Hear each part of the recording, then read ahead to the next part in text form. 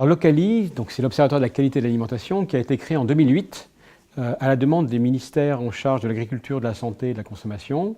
et qui a été mis en place par deux équipes, l'une de l'ANSES et l'autre de l'INRA, et ces deux équipes travaillent en collaboration depuis cette date-là. Le rôle de l'OCALI, c'est d'abord d'essayer de mettre en place des méthodologies et des démarches le plus possible rigoureuses, le plus rigoureuses possible, de manière à mesurer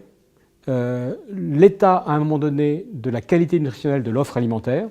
et son évolution.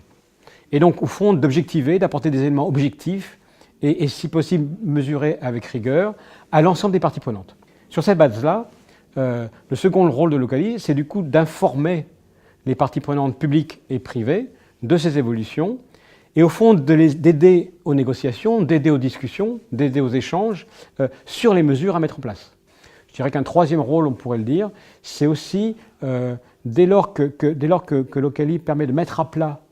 à un moment donné et à différentes dates, l'état de l'offre alimentaire, ça fournit aussi des outils d'aide à la décision pour les entreprises elles-mêmes, dans la mesure où elles sont aussi du coup en mesure de positionner leurs propres produits par rapport à l'ensemble du marché, et du coup aussi de savoir finalement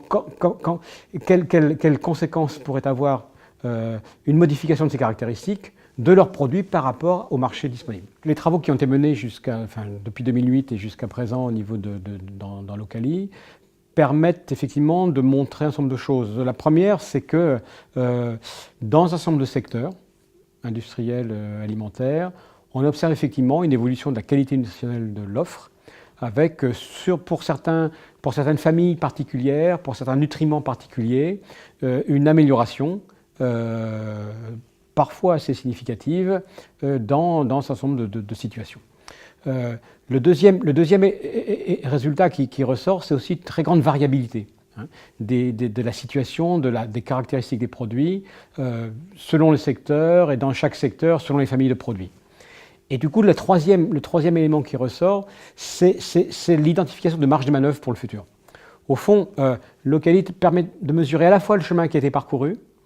de mesurer la variabilité de la situation et des caractéristiques des produits dans toute une série de secteurs, et du coup aussi permet d'aider à définir quelles pourraient être les marges de manœuvre, de progrès qui pourraient être parcourues dans les années à venir. Jusqu'à présent, on a surtout travaillé sur l'offre et les caractéristiques de l'offre, mais on voit bien qu'un des enjeux majeurs, c'est de savoir dans quelle mesure les modifications de caractéristiques affectent aussi la consommation et les consommateurs.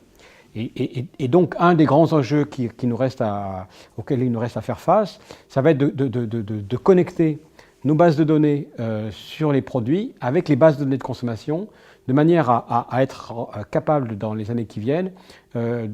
capable de mesurer avec plus de précision comment, quand on change un produit, on modifie ou non la consommation de ce produit, et surtout la consommation de quel consommateur. Et donc à cet égard-là, du coup, avec ce bilan-là, on sera véritablement